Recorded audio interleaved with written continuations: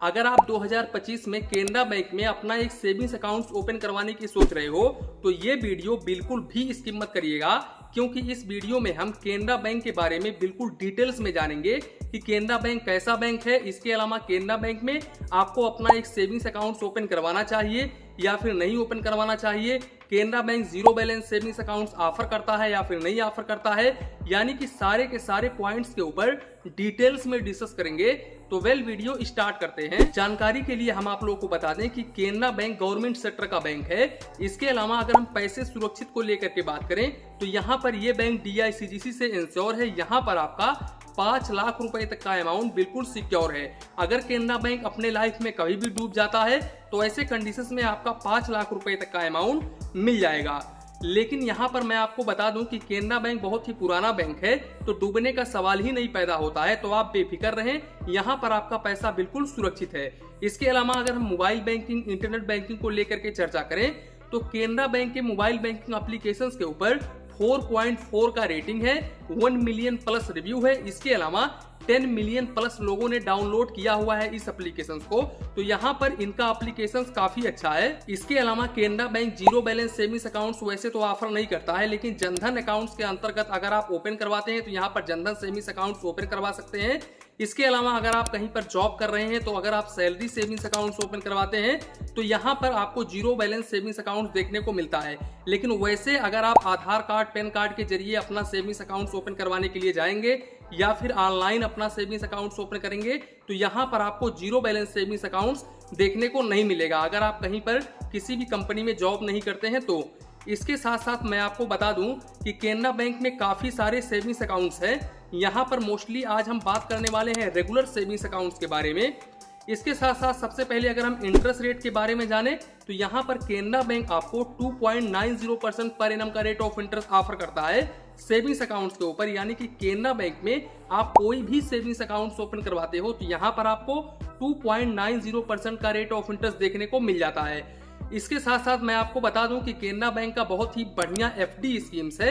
अगर आपका केनरा बैंक में सेविंग्स अकाउंट्स है या फिर आप सेविंग्स अकाउंट्स ओपन करवाने की सोच रहे हो और आप FD ओपन करवाने की सोच रहे हो तो यहाँ पर आप 444 दिनों का अगर FD ओपन करवाते हैं तो ऐसे कंडीशंस में केनरा बैंक आपको 7.25% पर एनम का रेट ऑफ इंटरेस्ट ऑफर करता है और सीनियर सिटीजन को 7.75% पर एनम का रेट ऑफ इंटरेस्ट ऑफर करता है। दोस्तों, इंटरेस्ट रेट के मामले में केनरा बैंक काफी गवर्नमेंट बैंकों से, यानी कि जितने भी गवर्नमेंट बैंक हैं उन गवर्नमेंट बैंकों से काफी शानदार है।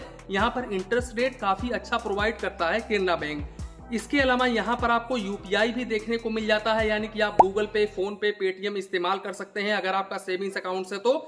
इसके साथ साथ अगर हम एलिजिबिलिटी क्राइटेरिया को लेकर के बात करें तो केनरा बैंक में रेगुलर सेविंग्स अकाउंट्स ओपन करवाने के लिए आपका 18 ईयर्स एज होना चाहिए। इसके अलावा आपके पास आधार कार्ड, पैन कार्ड होना चाहिए। आधार कार्ड के जगह पर आप कोई भी लीगल डॉक्यूमेंट्स दे सकते हैं। सेविंग्स अकाउंट्स ओपन करवाने के लिए आप ऑनलाइन भी ओपन करवा सकते हैं, ऑफलाइन भी ओपन करवा सकते हैं। अगर आप ऑनलाइन सेविंग्स अकाउंट्स अपना ओपन करवाना चाहते हैं तो ऐसे कंडीशंस में लिंक आपको डिस्क्रिप्शन बॉक्स में मिल जाएगा।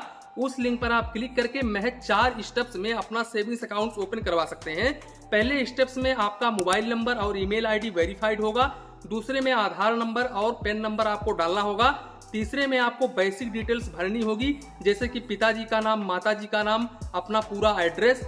उसके बाद में आपका वीडियो KYC होगा और इंस्टेंट आपका सेविंग्स अकाउंट ओपन हो जाएगा।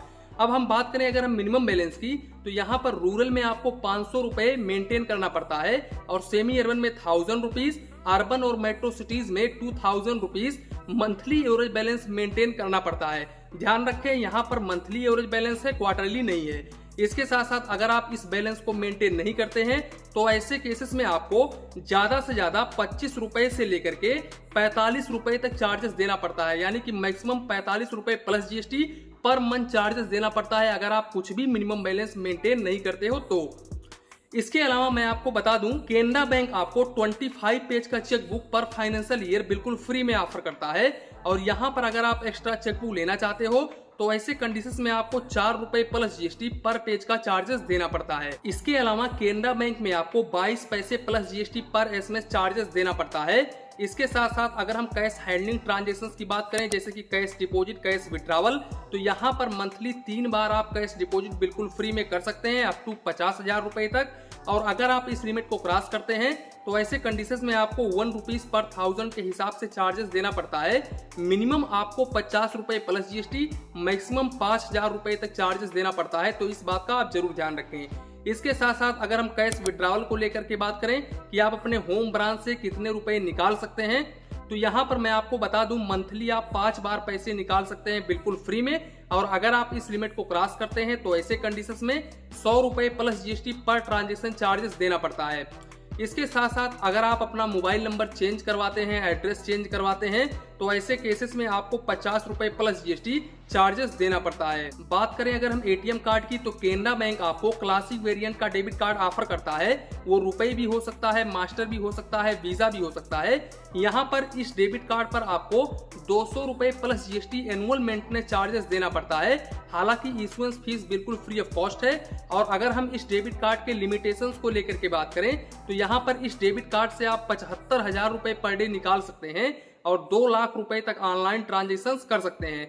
तो ये काफी अच्छा लिमिट है केनरा बैंक का। बात करें अगर हम काउंट ऑफ ट्रांजेक्शंस की, तो आप इनके ओन बैंक के एटीएम से मंथली 6 फाइनेंशियल और नॉन फाइनेंशियल ट्रांजेक्शंस कर सकते हैं। और अगर सीनियर सिटीजन है तो यहाँ पर 8 फाइनेंशियल और नॉन फाइनेंशियल ट्रांजेक्शंस मंथली कर सकते हैं फ्री में। और अगर आप बैंक स्टाफ्स हैं, यानी कि केनरा बैंक के स्टाफ्स हैं, तो ऐसे कंडीशंस में आप मंथली 10 फाइनेंशियल और नॉन फाइनेंशियल ट्रांजेक्शंस कर सकते हैं बिल्कुल फ्री ऑफ कॉस्ट में। और अगर आप इस लिमिट को क्रॉस करते हैं तो ऐसे कंडीशंस में फाइनेंशियल ट्रांजेक्शंस पर 20 रुपए plus GST per transaction charges देना होता है।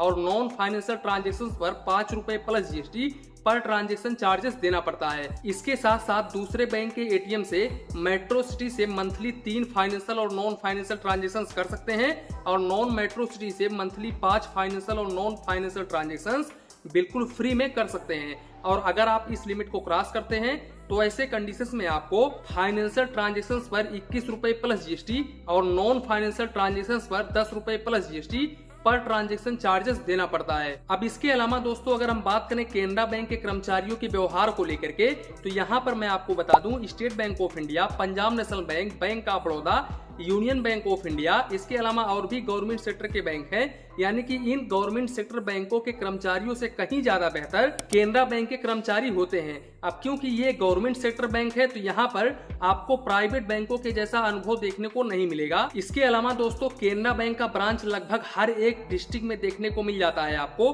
और यहाँ पर आप कोई भी काम करवाने के लिए जाते हो तो बहुत ही आसानी तरीके से हो जाता है केनरा बैंक में। तो कुल मिलाकर के यही था आज का वीडियो। इसी के साथ में वीडियो समाप्त करते हैं। वीडियो पसंद आया हो तो प्लीज वीडियो को एक लाइक करिए और अपने चैनल फाइनेंस बैंकिंग को सब्सक्राइब करिए। मन में कुछ डाउट हो, कंफ्यूजन हो तो प्लीज कमेंट करिए। धन्यवाद, मिलते हैं नेक्स्ट वीडियो में।